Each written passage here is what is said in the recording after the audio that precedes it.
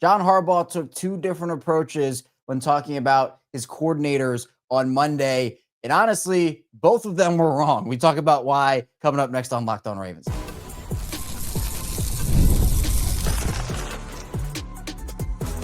You are Locked On Ravens, your daily Baltimore Ravens podcast. Part of the Locked On Podcast Network, your team every day. You are Locked On Ravens. Welcome into the show. I'm your host, Kevin Oestreicher of Ravens Wire, here with you on the Locked On Podcast Network, your team every day. Thanks so much for being here today and making Locked On Ravens a part of your day and your first listen each and every single day. And thank you out there to all the everydayers, the first-time listeners. If you're somewhere in the middle, thank you as well. We're 5 days a week plus more of daily Ravens coverage, bringing you daily Ravens content each and every single day. Got a jam-packed episode as John Harbaugh spoke to the media on Monday and took two really different approaches on Todd Monken and Zach Orr.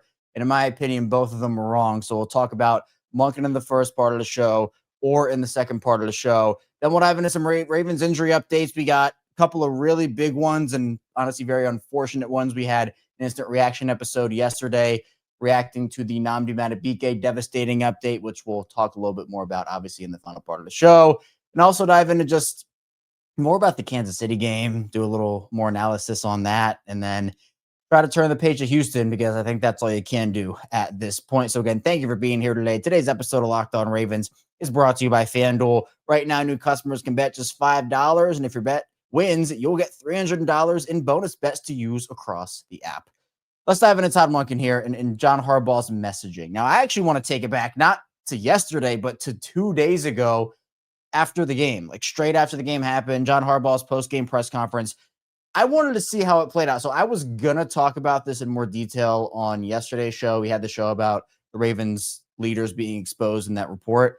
So if you haven't checked it out, shameless plug, go check it out. But I was going to talk about it a little more yesterday, but I wanted to see how things played out today. And turns out I was right in doing so because I had a feeling there'd be more context added to it. And so now we can kind of analyze everything from the big picture perspective with all of the notes in front of us. So during the post-game press conference, John Harbaugh talked about a couple of different things when it came to some of the play calling that happened and some of the situations that happened. And I thought it was interesting because when John Harbaugh particularly was asked about when the game started to get out of hand, 3 or 4 of those early short yard, third down, fourth downs, they passed the ball instead of running for it. And John Harbaugh said, quote, "Yes, I mean, that's play calling. I'm not going to sit here and say I'm happy about it at all. I'm sure that Todd is not happy about it either. None of us are. You have to look at that and decide what you want to run there in some of those circumstances and situations. If they work, they look good. They threw the ball in fourth and short and third and short a few times and completed them. So maybe we just need better plays. Plays are going to pop open. Maybe we have to do a better job of game planning in those plays." That's what I would say. I think we need to put our guys in better positions, give them opportunities to make plays in those situations, because in a game like this, you have to be aggressive. You have to go for stuff. We didn't get it done. So, he didn't say straight up, like, I didn't like Todd's play calling, but he didn't have to say Todd. He just had to say play calling, and everybody is going to say, hey, who's the play caller? It's Todd Monken. Todd Monken's the play caller. John Harbaugh in this answer was calling out Todd Monken. He said, yes, I mean, that's play calling. He didn't say, man, Todd called a horrible game, but he kind of said it. Actually, he said it without saying it, if we're being honest. And then yesterday, John Harbaugh went just in on the play calling again. That's why I wanted to wait, because I wanted to see how he would respond the day after. And he went in. He was asked straight up about Lamar Jackson's interception, and John Harbaugh just very bluntly said, quote, "It wasn't a good play call. It wasn't a play where he put our guys in the right position in that situation. I'm not happy with it at all. None of us are. They ran a double backer blitz inside where they were right in Lamar's face. We had a downfield route with no checkdowns. That kills your drive, and you're moving the ball right down the field. So no, I don't like that play call at all." He talked about the fourth down attempt. He said, quote, "You're going to be aggressive. You're going to go for it. You go for it. You don't have a good plan. You just don't. You don't have a good plan. We didn't do a good job at all. We know it. We agree with that. We came up short. Didn't put our players in a position we needed to put them in to execute and convert on third down and short, fourth down and short. Those were like turnovers. We just got to own all that. It's bad ball." John Harbaugh, and if the Chiefs, they were prepared for those blitzes. John Harbaugh said, quote, I don't think our approach was good. We didn't stick to the plan we had. We had an idea of how we wanted to approach their defense, and we didn't stick to it. I'm not happy about it, and neither is anybody. None of our coaches are happy about it, especially I'm talking about the coaches right now. That was us. It was not a good job. He talked about Patrick Ricard's absence. He said, quote, that's not really the issue of it. It's much deeper than that. You're saying we didn't run the ball because we didn't have Pat. The answer is that's not why. Yeah, we should have been running the ball on a number of those, or have some more creative passes and just drop back passes in those situations. And on the predictability of the offense, he goes, quote, you're going to do what players do well. That's important, but you're also going to change it up so it's not just predictable. Man, and shout out to Sarah Ellison, by the way, for kind of summarizing everything there and putting that together. I read that off her tweet she put out. So shout out to Sarah for doing that. She does a really good job of summarizing all that stuff. But, essentially, this is just throwing Todd Monken under the bus here. Again, he doesn't name Todd Monken in Todd has to call better plays, or Todd was terrible in this game, or that. But he's saying it without saying it. We can all acknowledge that here. I haven't heard John Harbaugh, his comments have been a little more pointed recently. I think he's a little on edge. In fact, I don't think you can tell he is very on edge. I haven't heard John Harbaugh throw coaches under the bus like that, maybe ever. I mean, maybe I'm just not remembering right, but those are very harsh comments on a unit that had 3 pretty good games before this last one, which again, yeah, we can all acknowledge that the game was not great for the offense on Sunday, but you got 2 40-point games back to back, and then obviously the game against Detroit, you score 30 at the end of that. So the offense is not the big issue here, and we'll certainly get to the defense, but these answers don't sit right with me personally. I get it if the offense was just abysmal all season and they weren't putting up points. I mean, we can look at the stats, or we have new Ravens updated stats, which second part of the show with the defense, you're going to want to cover your ears even more than you did last week, because it's just that it's that kind of thing right now with how the defense is playing. But the Ravens still are the number 1 rushing offense in the NFL. They're a top 10 passing offense in the NFL, number 10 with net yards per attempt. Now, look, I'm not saying Todd Monken's been perfect this year. Some of the criticism John Harbaugh had about Todd Monken in the offense, about needing to be more situationally aware and putting your guys in better spots. I agree with it to an extent, but it's just also, I don't want to say rare, but for the head coach to actually come out and pretty much berate the offensive coordinator like this and berate the play calling and the coaching staff in general, that is something that you don't see very often, at least not just in succession like that and for multiple days after the game. I mean, I think it was Bull Smoke of Pressbox who said it, Zach Orr is getting a lot of criticism right now from the fan base, but it must not be a fun 24 hours for Todd Monken after all these quotes John Harbaugh is putting out about the offense and how unhappy he is with it. And we'll talk about, again, the different approach he had for the defense in the second part of the show. But not running the ball enough. Yes, that's true. They didn't. They should have run Derrick Henry more. Henry in this game was effective and they just went away from it. That's not good. That is on Todd Monken. That's true. So I'm not saying that there's no truth to what Harbaugh is saying, but it's also not a good optics look to just continuously bash your coordinator. Because for example, Kyle Hamilton had those comments about the Ravens fans being spoiled. We covered it all last week, or at least the end of the week when it happened. And then he came out and apologized for that and said, look, it's not what I meant. Let me clarify. I understand how we don't get that from John Harbaugh. Again, I would love to just see consistent accountability from John Harbaugh. And we kind of get it, but then he kind of shies away from it at times. And sometimes there's just none at all. I mean, I feel and when we see that consistently from Monken, by the way, and Zach Orr as well, I give both of them credit for that. It's something that the head coach does less than the coordinators. So I just feel when this is the messaging about the offense, and by the way, I want to make this clear too. John Harbaugh is the head coach of this team. He maybe could have went to Todd Monken and said, hey, why don't we do this? Or, hey, I'm not liking how we're handling some of these 3rd and short situations. Why don't we do that? I mean, if he's really this upset about it and yeah, we didn't do a good job, then you're the head coach, do something about it. Like, do something about it. He's not calling plays, but he's the head coach. He has his fingerprints all over how this team operates. Why? Because he is the head coach. He can do something about it. He can do something about it. So again, like I get it. Like Monken does deserve criticism. Like it's true, but Monken also is far from the main problem when it comes to this team right now. I mean, look, some of the play calls weren't good. Some of the situational calls weren't good. Some of the situations that he put his guys in weren't good. Yes, that is all true. And I'm fine saying that. And I'm fine with Harbaugh acknowledging that. But it kind of just felt like, yeah, the way that we did things, but he wasn't putting himself in the we category. Like that's what it kind of felt like to me. Again, he can clarify during his next, I think Wednesday will be his availability. So, maybe he'll clarify and say stuff. But, from what it looks like to me, looks like pretty blatant throwing under the bus there from John Harbaugh. I mean, it's kind of what it feels like. So a lot of bad vibes right now. A lot of bad vibes. And coming up in the second part of the show, the vibes were not as bad for Zach Orr from John Harbaugh, which was very, very interesting considering how the defenses look compared to the offense through 4 weeks. So stay tuned. We got a lot coming your way on Locked On Ravens.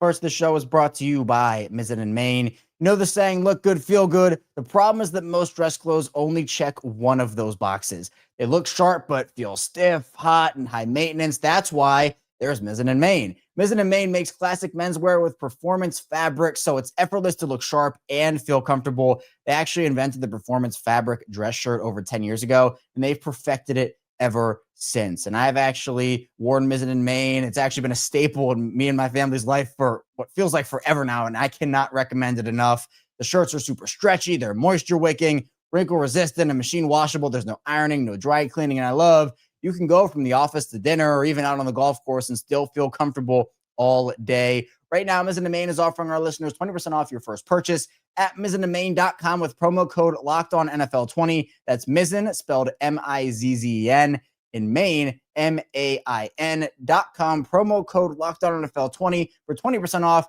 And if you'd rather shop in person, you can find Mizzen in Maine stores in select states. This show is brought to you by FanDuel. The NFL season is here, and FanDuel has an offer you don't want to miss. Right now, new customers can bet just $5 and get $300 in bonus bets if you win. That's right. Pick a bet, put down $5, and if it hits, you'll unlock $300 in bonus bets to use across the app. I love how FanDuel gives me so many ways to play. I've built parlays, tried player props, even followed the live lines during games. It makes watching football even more exciting when you've got a little something riding on the action. Whether you're a casual fan or love diving into the stats, FanDuel makes the game day experience so much better. And the Ravens, we know they got to turn that page quickly, going back to Baltimore to play the Texans. Right now on FanDuel, the Ravens are 3.5-point home favorites. So the Ravens need the win really badly. If they do not get it, things will get even uglier than they already are, which is just what wouldn't be good. So what are you waiting for? Visit FanDuel.com to download the FanDuel app today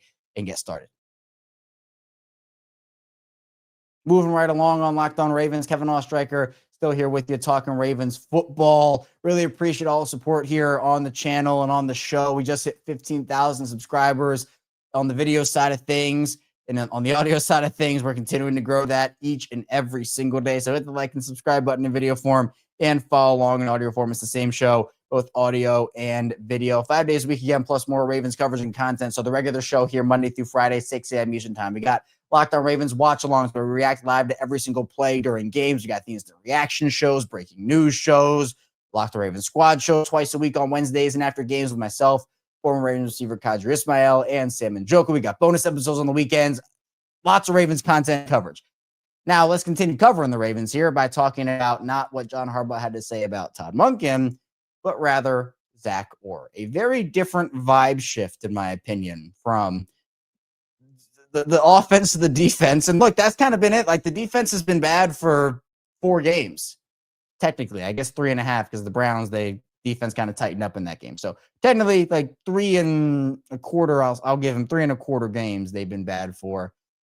But, it's been really, really bad when they played against those good teams. And so for Harbaugh, when asked about the defense and, he's talking about watching tape and everything and looking at the injury situation. And regardless, he was asked about how much confidence he has in Zach Orr to be the one that turns the defense around. Like that guy, it's the second year where the side of the ball and defense starts out pretty slow. That's what John Harbaugh was told there in the question.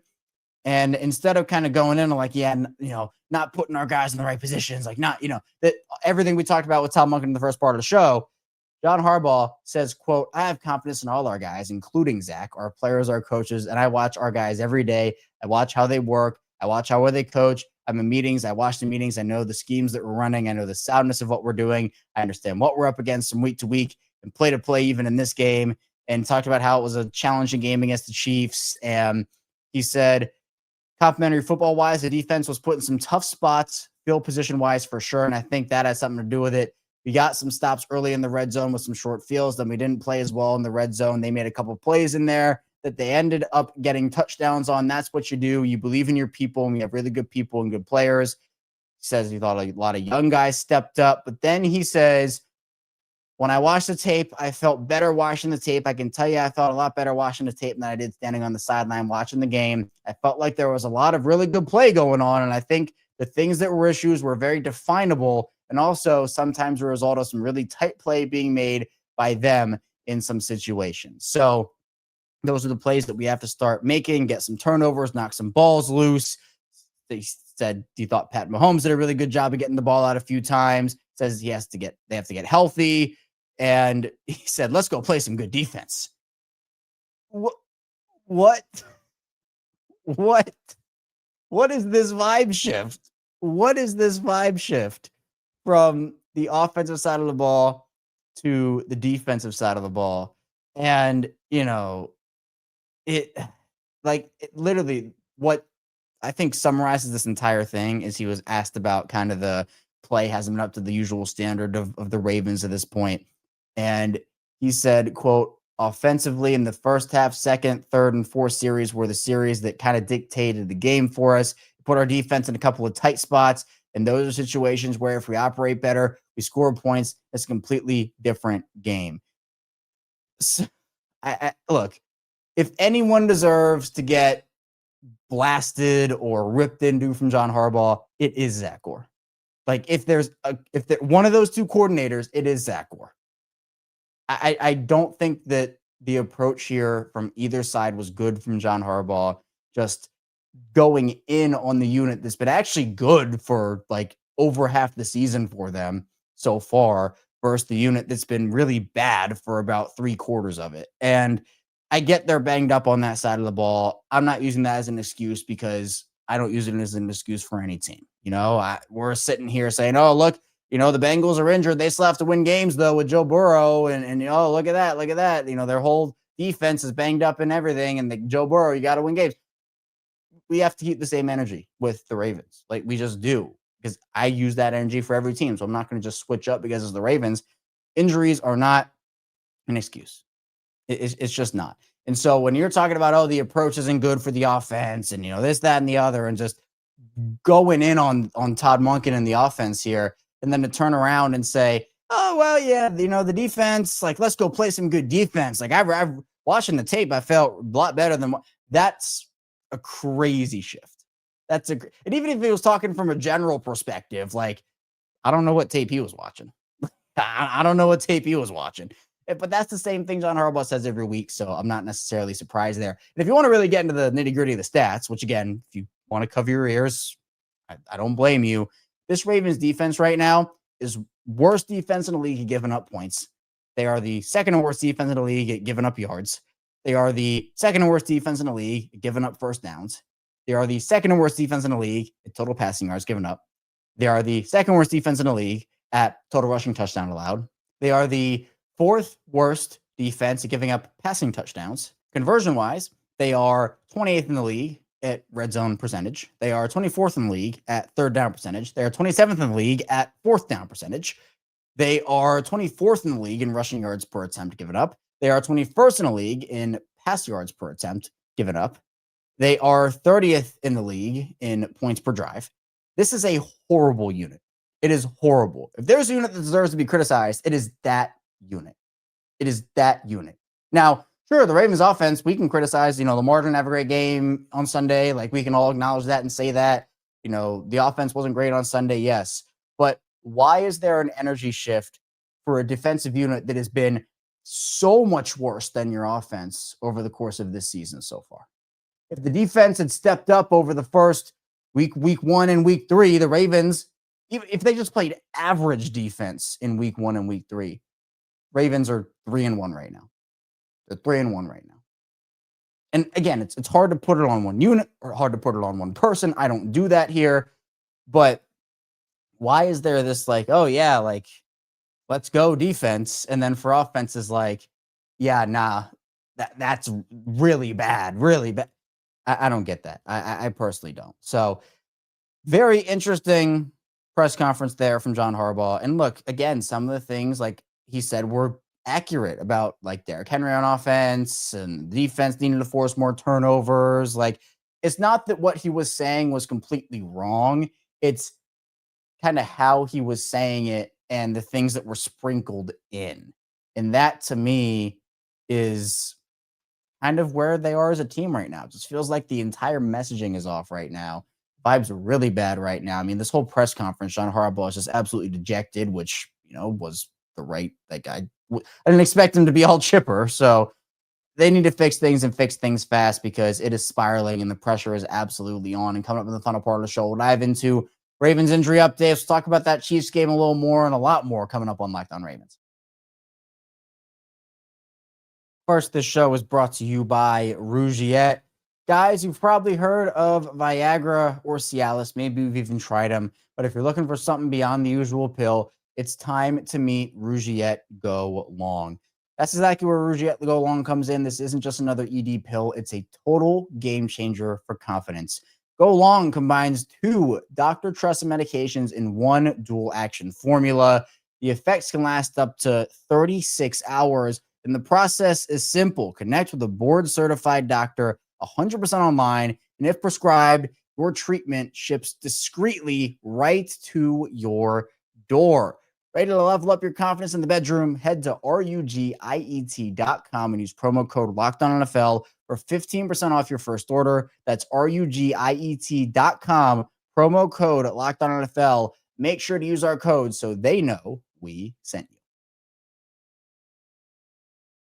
Continuing on Locked On Ravens, Kevin Oestreicher still diving into Ravens coverage and content with you here on the show. Ravens have a big matchup with the Houston Texans in week number 5. Of course, that game might be dictated by who is available or who is not available for the Ravens, and we'll certainly dive into that, the injury updates and the whole 9 yards. Appreciate everybody again for being here today with me, making Locked On Ravens a part of your day, your first listen each and every single day. Be sure to tell a friend, tell a family member about the show here. We have them covered with daily Ravens coverage, just like we have you covered.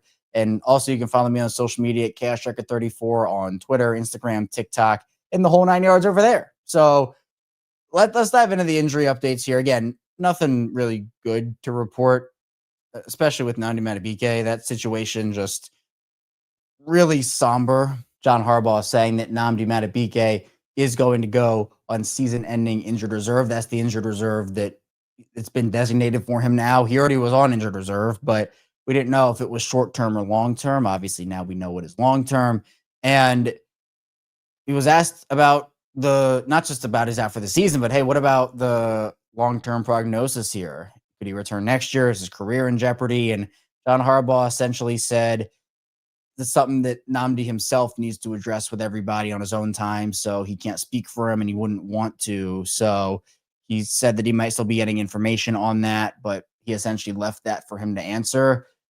It's not what you want to hear. Like, again, we don't know Nnamdi's career is over or, what the situation is, but that update does not make it sound very good. So the Ravens, they lose Nnamdi for the year. That's a huge loss to a pass rush that, again, just is not good right now at all. And Nnamdi was their best pass rusher this season. He's been their best pass rusher. And it's really tough for him to go down for the season because it's really hard to replace a guy like that in general. Doing it during the season is near impossible unless you want to start ponying up those draft picks. And we know Eric DeCosta probably is not going to do that. So that's a really tough situation to be in for the Ravens. We also got updates on Marlon Humphrey and Roquan Smith. Roquan is reportedly, according to Ian Rappaport, going to miss a couple of weeks with a grade 2 hamstring strain. Marlon Humphrey is also going to apparently miss a couple of weeks with a calf injury. Ian didn't specify what that was, but he also said that all of Baltimore's soft tissue injuries appear to be week to week, so not major.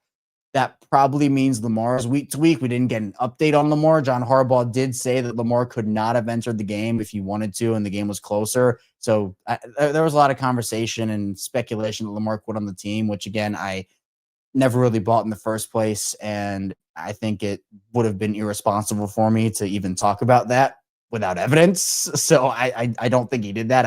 I would have had to have pretty hard evidence in front of me to even think that, because that's just not who Lamar is. Now, is Lamar fed up and sick and frustrated and all this? Yeah, you can tell he is. Like, it's not a secret. You just watch his body language. Watch this team's body language. It is bad right now. But quitting on the team, I don't think that's something that Lamar would do.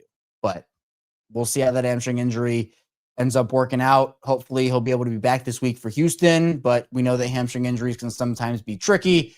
And I know Mike Florio reported that, I think it was after the game, that Lamar felt a grab at his hamstring. He got that from a source, apparently. So still waiting on Lamar news. We'll probably get something on Wednesday, tomorrow. Maybe. I mean, we'll know if Lamar's out there practicing or not. So that might be a telling indication there. But other than that, just going back to this Chiefs game a little bit, I find it so interesting to kind of go through little nuances. And Sarah actually put out another thing about Derrick Henry, not just in this game, but for this season. Derrick Henry has 49 rushing attempts. That ranks 20th in the NFL. Yet he averages 5.8 yards per carry, which ranks number 3 among running backs with 15-plus attempts. It's, again, the Ravens not utilizing their players. And that, look, what Harbaugh said, yes, that does fall on Todd Monken. And again, it wasn't about what Harbaugh was saying in terms of what they need to improve on. I agree with what Harbaugh said they need to improve on. Like, they do need to improve on that stuff. But just to kind of go back to it, it was the messaging, how he was talking about the offense versus how he was talking about the defense, and not really talking about himself. Like, I think it'd be cool if he just said, hey, you know what? This is on me. I'm the head coach. I'm responsible for this. Like, our players played hard. Our coaches coached hard, but this falls on me. We don't hear that from John Harbaugh. I honestly can't remember the last time that I heard John Harbaugh say that. Like, I don't. He said, us as coaches need to be better. So, he's, I guess, in that group, but I genuinely, I don't remember. And I'm not trying to say, he's never said it or this or that, but I just genuinely don't remember the last time that he said that. Maybe I'm just forgetting, but, back to the game a little bit. The stat that still blows my mind is the Chiefs didn't punt until 57 minutes were gone in this game. 57 minutes. That's crazy. The Ravens have been dominating the time possession battle almost all season, it feels like, which, again, is not the biggest deal in the world. I mean, you can win without winning time possession, but it is a shift. The Ravens offense is a lot more efficient under Todd Monken than it was under Greg Roman. So, Roman would have those 10, 11, 12, minute touchdown drives. Todd Monken goes down. The first offensive drive for the Ravens was 5 minutes long? They went 9 plays, 70 yards in 5 minutes. So they're much more efficient, but the best way to not let a good offense score is to keep them off the field. And that is not what the Ravens did by any stretch of the imagination on Sunday. I also think an interesting comment. I'll go back to Harbaugh for a second here. He talked a little bit about where they've been and kind of said, yeah, you know what? We've been here before, going through the struggles and everything with the injuries and disappointing starts and whatnot. He said, yes, we've been down these roads and we understand it, and talked about how it's a tough league. There are going to be challenges, and it's why it's so meaningful when you can overcome them, come through the other side, have success, or take it all the way and go deep into playoffs or win a Super Bowl. And he said that, they're in the thick of it right now. There'll be messages. He'll be talking to the guys, and the guys will be talking. He said, let's do what we've got to do to win the football game. And what's it going to take? That's the message that'll be surrounded by. He said it'll be a very practical type of message. I think the message needs to be different. Like, it's clearly not working right now. Like, the fact that they've been down those roads is not an excuse for having to go down the road again. Like, this is an incredible roster on paper. And yes, the injuries certainly hinder a floor and a ceiling. I've said that for years on this show, but it